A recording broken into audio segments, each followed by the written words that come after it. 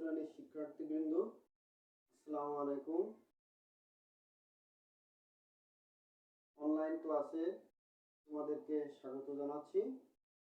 আজকে তোমাদের ষষ্ঠ অধ্যায় জাবেদা থেকে তোমাদেরকে কিছু শেখানোর চেষ্টা করব ইনশাআল্লাহ।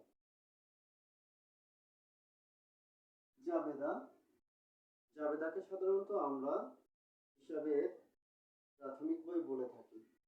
দেখো, জাবেদা করার ক্ষেত্রে আমাদের কেমনভাবে ছক কাটতে হয় তোমাদেরকে একটি শুরুতেই নমুনা ছক দেখাচ্ছি।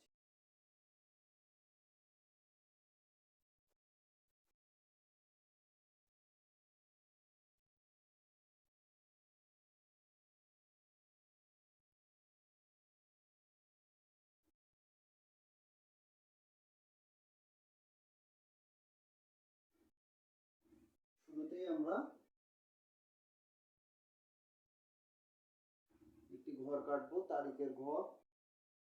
তারপরে হচ্ছে বিবরণ বা হিসাবের শিরোনাম বা ব্যাখ্যা। তারপরে হচ্ছে খতিয়ান পৃষ্ঠা। তারপরে হচ্ছে ডেবিট টাকা, ক্রেডিট টাকা। এখন আমরা লিখি তারিখ,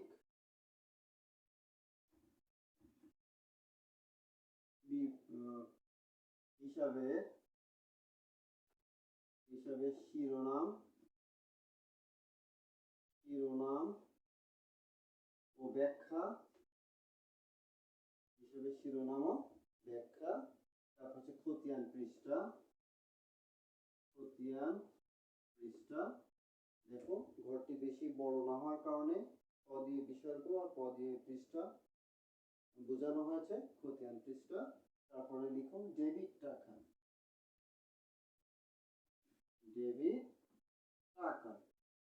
তারপর লিখুন হচ্ছে ক্রেডিট টাকা। তাহলে শুরুতে হবে তারিখ, তারপর হবে হিসেবের শিরোনাম ও ব্যাখ্যা। তারপরে দেখো যে ঘরটি আছে এটা হচ্ছে খতিয়ান পৃষ্ঠা, অর্থাৎ জাবেদা যেগুলো করা হবে এখান থেকে খতিয়ান পৃষ্ঠা স্থানান্তর করার জন্য খতিয়ান একটা পৃষ্ঠা নাম্বার দেওয়া হয়, যেটা যাতে সহজে করে খতিয়ানে আমরা খুঁজে পেতে পারি। তারপর তোমরা জানো যে হিসাবের দুইটা পক্ষ থাকে, একটি পক্ষ হচ্ছে ডেবিট, আরেকটি পক্ষ হচ্ছে ক্রেডিট। তাহলে দেখো তারিখে সাধারণত বছর, মাস, দিন এইভাবে ক্রমান্বয়ে সাজিয়ে লিখতে হয়, অর্থাৎ হিসাব যেভাবে থাকে এভাবে লিখতে হয়। যেমন 1 তারিখের পরে 5 তারিখ, 5 তারিখের পরে 7 তারিখ, 7 তারিখের পরে 10 তারিখ।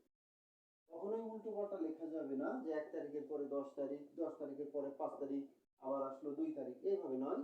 তারিখের ক্রমানুসারে সাজাতে হয়। তারপর হচ্ছে হিসাবের শিরোনাম ও ব্যাখ্যা। দেখো, হিসাবের শিরোনাম দিতে হবে, অর্থাৎ কোন হিসাবটি ডেবিট হবে এবং কোন হিসাবটি ক্রেডিট হবে। পাশাপাশি নিচে ব্যাখ্যা লিখতে হবে, অর্থাৎ কারণ, কি কারণে এই হিসাবটি সংঘটিত হয়েছে আর একটা ব্যাখ্যা এখানে দিতে হবে। তারপরে আসছে দেখো খতিয়ান পৃষ্ঠা, অর্থাৎ জাবেদা হচ্ছে হিসাবের প্রাথমিক বই, অর্থাৎ কোনো একটি লেনদেন সংঘটিত হওয়ার সাথে সাথেই আমরা সেটা বিশদভাবে বর্ণনা করি এবং জাবেদায় লিপিবদ্ধ করি, এবং জাবেদা থেকে আমরা খতিয়ানে স্থানান্তরিত করি। সেক্ষেত্রে আমরা যাতে সহজে ওই হিসাবটি পেতে পারি, এই কারণে খতিয়ান পৃষ্ঠা নাম্বার দিয়ে দেওয়া হয়। আর হিসাবের দুইটি পক্ষ থাকে, এই যে দুইটি পক্ষ, একটি পক্ষ ডেবিট হবে আর একটি পক্ষ ক্রেডিট হবে। আর ঠিক একটি পক্ষ ডেবিটের টাকা ঠিক যে পরিমাণ হবে, ক্রেডিট পক্ষ ঠিক একই পরিমাণ টাকা হবে। এখন উদাহরণের সাহায্যে তোমাদেরকে দেখানো হচ্ছে। দেখো, মনে করো মিস্টার এক্স 2017 সালে মার্চ মার্চ মাসে লেনদেন সমূহ নিম্ন। কিছু লেনদেন এখানে তোমাদেরকে দেখানো হচ্ছে। শুরুতেই আমি হচ্ছে 2017 সাল মার্চ মাসে 1 তারিখ মালিক ব্যবসায়ের শুরুতে 50,000 টাকা নগদ নিয়ে আসলেন, 20,000 টাকার আসবাবপত্র নিয়ে আসলেন এবং 30,000 টাকা পণ্য নিয়ে ব্যবসা আরম্ভ করলেন। এটা হচ্ছে আমাদের প্রশ্ন। মার্চ 1 তারিখ, তাহলে শুরুতেই কি হলো? 50,000 টাকা নিয়ে নগদ, 50,000 টাকা নগদ, 20,000 টাকার আসবাবপত্র এবং 30,000 টাকার পণ্য নিয়ে আসলেন। সেক্ষেত্রে আমাদের জাবেদা কি হবে? দেখো, যখন নগদ টাকা ব্যবসায় নিয়ে আসলো, সেক্ষেত্রে নগদের মানে প্রতিষ্ঠানের সম্পদ বেড়ে গেল। প্রতিষ্ঠানের সম্পদ যখন বেড়ে গেল, তখন সেই হিসাবটি আমাদেরকে ডেবিট হিসাবে লিখতে হবে। তাহলে আমরা লিখি নগদান হিসাব। আমি একটু সংক্ষেপে লিখলাম, জায়গা কম হওয়ার কারণে, কিন্তু তোমাদেরকে অবশ্যই পুরোপুরি লিখতে হবে, সংক্ষেপে লেখা যাবে না। নগদান হিসাব ডেবিট। কত টাকা বলছিলাম? 50,000 টাকা। 50,000 টাকা। তারপরে বলছিলাম যে আসবাবপত্র 20,000 টাকা নিয়ে আসবে। প্রতিষ্ঠানে যখন মালিক কর্তৃক 20,000 টাকার আসবাবপত্র নিয়ে আসলেন, সেক্ষেত্রে প্রতিষ্ঠানের সম্পদ বেড়ে গেল। আর সম্পদ বেড়ে গেলে অবশ্যই সেটা কি হবে? ডেবিট হবে। তাহলে লেখো আসবাবপত্র হিসাব,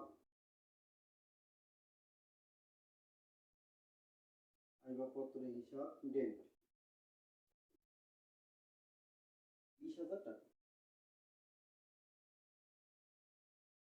লিখলাম। এবং সাধারণত অঙ্কে 2টা করে অপশন থাকে, যে মালিক কর্তৃক প্রতিষ্ঠানে নগদ এত টাকা এবং আসবাবপত্র এত টাকা নিয়ে আসলেন। অনেক সময় দেখা যায় যে মালিক আরো একটা জিনিস নিয়ে আসলেন, সেটা হচ্ছে পণ্য। তখন তোমরা প্রশ্ন করো যে স্যার, এই যে পণ্য নিয়ে আসলেন, এটা এখন কি করব?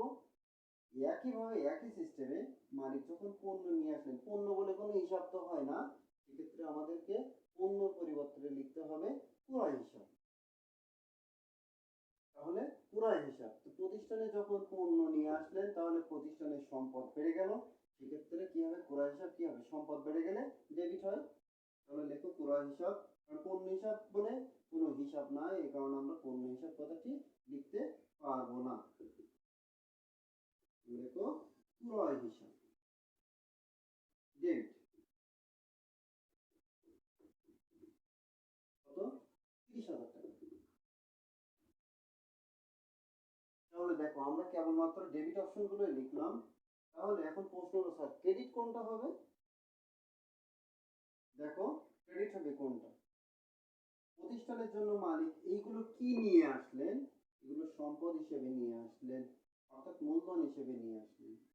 তাহলে মূলধন হিসেবে যখন নিয়ে আসলেন, একটা সময় ব্যবসায়ীকে কিন্তু সেই মালিককে সেই মূলধনের টাকাটাকে ফেরত দিতে হবে, অর্থাৎ মালিকানা শর্তটাকে ফেরত দিতে হবে। কারণ ওই মূলধনটি হলো প্রতিষ্ঠানের দায়। প্রতিষ্ঠানের দায়, সেক্ষেত্রে দায় হলে অবশ্যই সেটা পরিশোধ করতে হবে, আর পরিশোধ করতে হলে সেটাকে আমরা ক্রেডিট হিসেবে লিখব। তাহলে লিখবো মূলধন হিসাব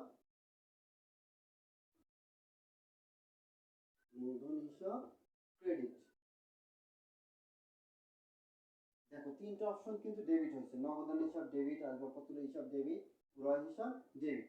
তাহলে আমরা এখন লিখবো মূলধন হিসাব ক্রেডিট। তাহলে প্রতিষ্ঠানে মালিক কর্তৃক কি পরিমাণ সম্পদ নিয়ে এসছে, সেই সম্পূর্ণ টাকাটাই কিন্তু আমরা যোগ করে ক্রেডিট সাইডে লিখব। 50,000 টাকা আর 20,000 টাকা হলো 70,000 আর 30, 1 লক্ষ টাকা।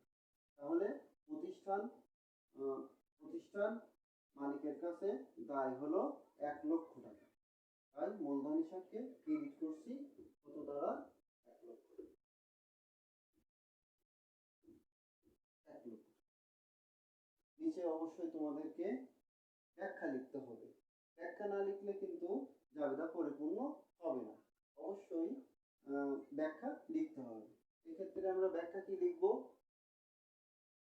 এক্ষেত্রে আমরা ব্যাখ্যা লিখব মালিক কর্তৃক নগদ 50 নগদ আসবাবপত্র এবং পণ্য নিয়ে আসলেন,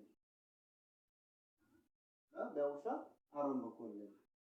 এটা এরকম ভাবে তোমরা একটা মন্তব্য দিয়ে দেবে এখানে। কারণ তাহলে লিখবে যেহেতু মালিক কর্তৃক নগদ টাকা আসবাবপত্র ও পণ্য নিয়ে আসলেন ব্যবসায় শুরুতে। এভাবে আমরা হিসাবটা লেখার পরে ক্লোজ করে দিই, অর্থাৎ মার্চ 1 তারিখ শেষ হলো। এবার আমরা পরবর্তী এন্ট্রিতে যাই।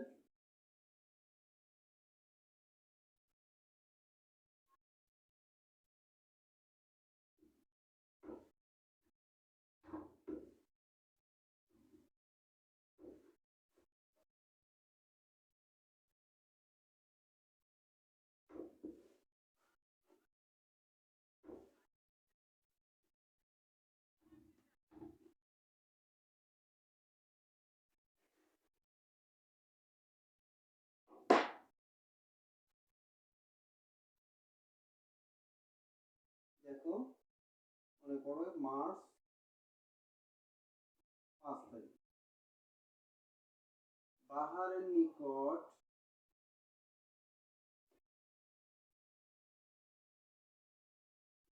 বিক্রয়।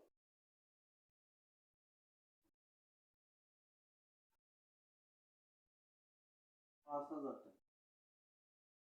বাহারের নিকট বিক্রয় 5,000 টাকা। সেক্ষেত্রে দেখো বাহারের নিকট বিক্রয় করছি, এখানে নগদের কোনো প্রশ্নই আসে না, কিন্তু নগদ টাকা কিন্তু পাচ্ছি এরকম বোঝা যাচ্ছে না, কারণ এখানে নাম উল্লেখ করা আছে বাহারের নিকট, একজন ব্যক্তির নিকট। তাহলে স্বাভাবিকভাবে ধরে নিতে হবে বাকিতে। বাকিতে বিক্রয়। আমরা যখন বাকিতে বিক্রয় করব, বিক্রয়ের সাথে দেনাদারের সম্পর্ক হবে, অর্থাৎ আমরা বাকিতে বিক্রয় করছি, নিশ্চয়ই কেউ না কেউ আমাদেরকে দেনা দিবে। তাহলে সেক্ষেত্রে দেনাদার, আর দেনাদারের টাকা আজ হোক কাল হোক আমরা অবশ্যই পাবো, এবং যে টাকাটা আমরা পাবো বলে এরকম উল্লেখিত হবে সেটা অবশ্যই আমাদের সম্পদ হবে। তাহলে দেখো দেনাদার হিসাব, দেনাদার নাম যেহেতু উল্লেখ আছে, তাহলে দেনাদারের পাশে একটু নামটা দিয়ে দাও বাহার। দেনাদার বাহার হিসাব কি হবে? ডেবিট। আর কি করছিলে? বিক্রয় করছিলে। বিক্রয় আমরা জানি বিক্রয় করা মানে আমাদের সম্পদ আমাদের কাছ থেকে চলে যাওয়া। সম্পদ আসলে ডেবিট আর সম্পদ চলে গেলে ক্রেডিট। তাহলে সম্পদ চলে যাচ্ছে, সেক্ষেত্রে ক্রেডিট হবে। তাহলে বিক্রয় হিসাব, বিক্রয় হিসাব ক্রেডিট। টাকা লিখো, অবশ্যই দেনাদার হিসাব ডেবিট, তাহলে ডেবিট সাইডে টাকা বসবে, এবং বিক্রয় হিসাব ক্রেডিট, ক্রেডিট ক্রেডিট, তাহলে ক্রেডিট সাইডে টাকা বসবে। এখানে উল্লেখ্য যে ডেবিট টাকা এবং ক্রেডিট টাকা দুটোই পরিমাণ সমান হবে। দেখো ডেবিট টাকা আমরা ডেবিটে লিখলাম 5,000 টাকা, তেমনি ভাবে ক্রেডিট সাইডেও হবে 5,000 টাকা। এখানে লিখতে হবে, কারণ সব ব্যাখ্যা করতে হবে তোমাকে। তাহলে যেহেতু যেহেতু বাহারের নিকট বিক্রয়, বাহারের নিকট বিক্রয়, যেহেতু বাহারের নিকট বিক্রয়, ফার্স্ট ব্র্যাকেট দিয়ে দাও এস, দিয়ে এই এন্ট্রিটা আমাদের যখন শেষ হবে তখন আমাদেরকে এইভাবে ক্লোজ করে দিতে হবে। দেওয়ার পরে আমাদের পরবর্তী এন্ট্রি আবার লিখতে হবে। দেখো আরেকটা এন্ট্রি দেখো,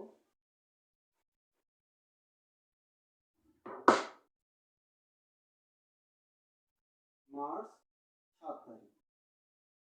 ব্যাংকে জমা 5,000 টাকা। ব্যাংকে জমা 5,000 টাকা। দেখো মার্চের 7 তারিখ, তাহলে আমরা ঠিক এখানে লিখি মার্চ, অথবা তোমরা এরকম চিহ্ন দিতে পারো, মার্চ মাস নির্দেশ করবে মার্চ 7 তারিখ। দেখো ব্যাংকে জমা 5,000 টাকা। তাহলে ব্যাংকে যখন জমা দিচ্ছি 5,000 টাকা, স্বাভাবিকভাবে আমাদের ক্যাশ থেকে 5,000 টাকা নগদ টাকা চলে যাচ্ছে। নগদ টাকা যখন চলে যাচ্ছে তখন সেটা হচ্ছে আমাদের সম্পদ চলে যাচ্ছে, সেক্ষেত্রে নগদান হিসাব ক্রেডিট হবে। আর ব্যাংক ও প্রতিষ্ঠানের হিসাব, প্রতিষ্ঠানে এই টাকা, উক্ত টাকাটি জমা হচ্ছে, অর্থাৎ সম্পদ বেড়ে যাচ্ছে, ব্যাংকের সম্পদ বেড়ে যাচ্ছে, সেই ক্ষেত্রে সম্পদ বেড়ে গেলে ডেবিট হয়। তাহলে ব্যাংক হিসাব ডেবিট, সংক্ষেপে লিখলাম, তোমরা পুরোপুরি লিখো, কারণ সংক্ষিপ্ত আকারে লেখা যাবে না, আমার জায়গা স্বল্পতার কারণে আমি সংক্ষেপে লিখছি। ব্যাংক হিসাব ডেবিট, আর কি চলে গেল, নগদ টাকা চলে গেল। তাহলে নগদ সম্পদ বা টাকা যখন চলে যায় তখন কি হবে, ক্রেডিট হবে। তাহলে নগদান হিসাব ক্রেডিট। কত টাকা, 5,000 টাকা।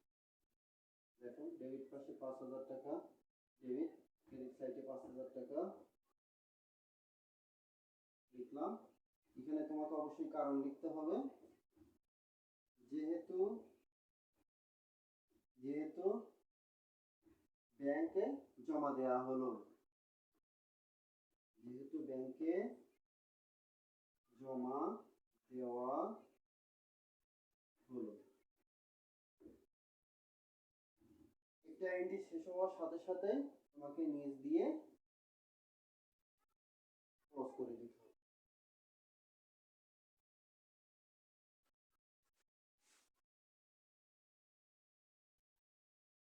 দেখো পরবর্তী এন্ট্রিতে যাই।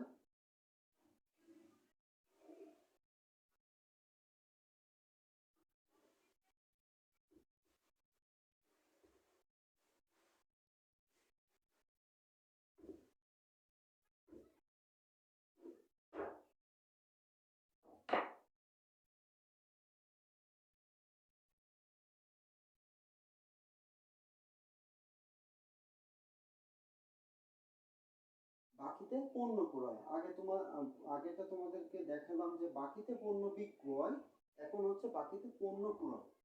দেখুন মার্চের 10 তারিখ দাও, বাকিতে পণ্য ক্রয় কত, 10,000 টাকা। বাকিতে পণ্য ক্রয়, তাহলে আমরা স্বাভাবিকভাবে জানি যে যখন কোনো পণ্য ক্রয় করা হয়, ক্রয় হিসাব ডেবিট হয়, প্রতিষ্ঠানের সম্পদ আকারে আসে, তাই আমরা লিখব ক্রয় হিসাব ডেবিট। কত তারিখ, 10 তারিখ ছিল, অর্থাৎ মার্চের 10 তারিখ। তাহলে ক্রয় হিসাব ডেবিট। আর বাকিতে যখন পণ্য ক্রয় করলাম, নিশ্চয়ই আমার কাছে কেউ টাকা চাইবে, বাকিতে নিয়ে এসেছি যতক্ষণ, তাহলে পাওনাদার, অবশ্যই পাওনাদার আমার কাছে টাকা চাইবে, তাহলে পাওনাদারের টাকা তো দেওয়া হয়নি, সেক্ষেত্রে পাওনাদার হিসাব দিতে হবে, অর্থাৎ ক্রেডিট হবে। তাহলে পাওনাদার হিসাব ক্রেডিট, টাকা লিখো 10,000 টাকা।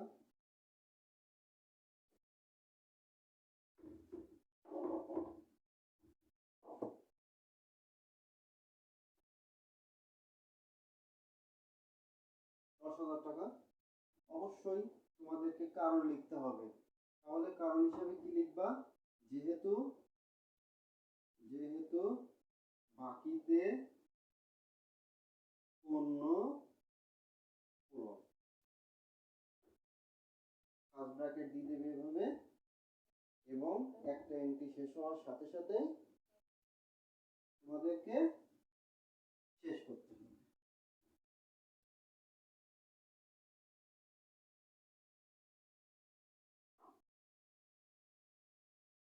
পরবর্তী এন্ট্রিতে যাই।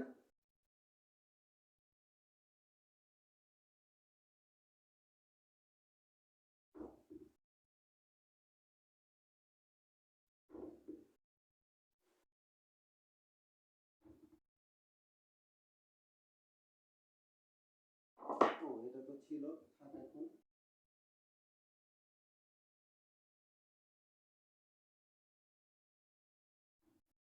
দেখুন এবার মার্চের 15 তারিখ দেই।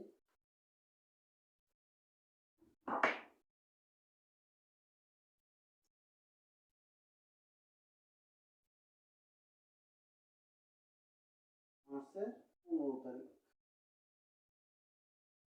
মণিহারি দ্রব্য ক্রয় 2000 টাকা। মণিহারি দ্রব্য ক্রয় 2000 টাকা। মণিহারি সাধারণত মণিহারি কাকে বলা হয়? মণিহারি সাধারণত খাতা, কলম, পেন্সিল এই জাতীয় দ্রব্যকে মণিহারি দ্রব্য বলা হয়। তাহলে মণিহারি দ্রব্য ক্রয় করা হলো, সেক্ষেত্রে প্রতিষ্ঠানের খরচ হলো, কিন্তু কোনো জিনিস ক্রয় করলে সেটাকে আমরা ডেবিট বলে গণ্য করি। মণিহারি হিসাব ডেবিট,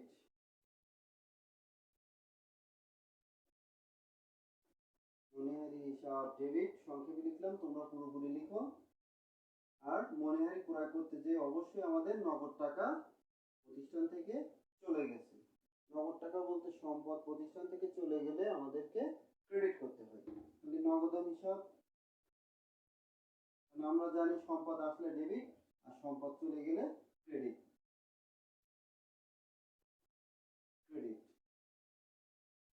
দেখো টাকার অঙ্ক লিখো, 2000 টাকা, 2000 টাকা। তাহলে অবশ্যই কারণ লিখতে হবে, কারণ না লিখলে কিন্তু জাবেদা পরিপূর্ণ হবে না। তাহলে লিখো যেহেতু মণিহারি দ্রব্য ক্রয় করা হলো।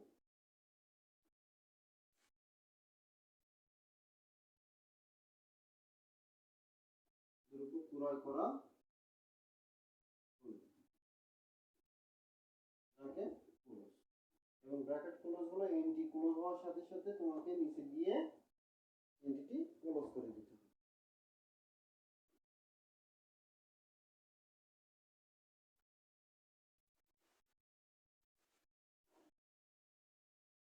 পরবর্তী একটা এন্ট্রিতে আবার আমরা যাচ্ছি।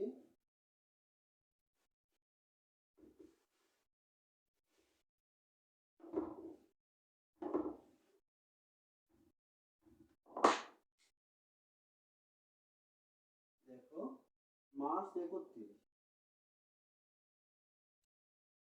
কর্মচারী দেরকে বেতন প্রদান 20,000 টাকা। কর্মচারীদেরকে বেতন প্রদান 20,000 টাকা। মার্চের 31 তারিখ, দেখো কর্মচারীদেরকে বেতন প্রদান। বেতন হচ্ছে প্রতিষ্ঠানের জন্য খরচ, অর্থাৎ প্রতিষ্ঠানে যখন খরচ হয় সাধারণত নগদ টাকা চলে যায়। তাহলে খরচ সাধারণত ডেবিট বলে লিখতে হয়। খরচ, এখানে আমাদের কি খরচ? বেতন, অর্থাৎ আমরা লিখব বেতন হিসাব। বেতন হিসাব ডেবিট। আর কি চলে গেল বিনিময়ে? নগদ টাকা, নগদান, অর্থাৎ সম্পদ চলে গেল। সম্পদ চলে গেলে কি হয়? ক্রেডিট হয়। তাহলে নগদান হিসাব, নগদান হিসাব ক্রেডিট। কত টাকা? 20,000 টাকা।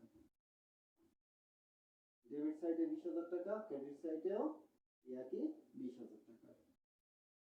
ব্যাখ্যা লিখো, যেহেতু কর্মচারীদেরকে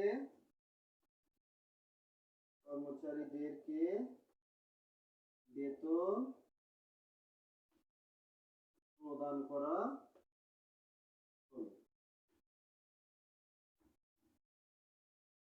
দাগ দিয়ে ক্লোজ করে দিই। এবং জাবেদার নিয়ম হলো, দেখো সমস্ত জাবেদা যখন কমপ্লিট, সকল এন্ট্রি যখন শেষ হবে, সেই এন্ট্রিগুলোকে সবশেষে এসে যোগ করতে হবে।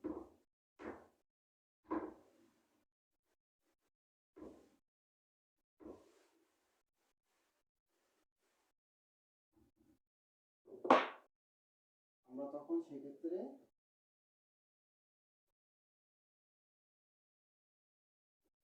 দাগ দিয়ে প্রকাশ করব এবং আগে যে এন্ট্রিগুলো ছিল, যত টাকা ছিল সেই টাকাগুলো সব লিখে ডেবিট সাইডের টাকা ডেবিট সাইডে লিখবো। যে ধরে নাও 2 লক্ষ টাকা হয়েছিল, নিশ্চয়ই একইভাবে ক্রেডিট সাইডেও 2 লক্ষ টাকা হয়েছে। এখন আমরা নিচে ক্লোজ করে দিব, দুইটা দাগ দিয়ে এইভাবে এইভাবে ক্লোজ করব। তো প্রিয় শিক্ষার্থীবৃন্দ, আজ এ পর্যন্তই। সকলে ভালো থেকো, সুস্থ থেকো, আর করোনা ভাইরাস থেকে নিজেদেরকে সুরক্ষিত রেখো, নিরাপদ দূরত্ব বজায় রেখো, এক কথায় স্বাস্থ্যবিধি অনুসরণ করো এবং সর্বদা মাস্ক পরিধান করো। আজ এ পর্যন্তই। আল্লাহ হাফেজ।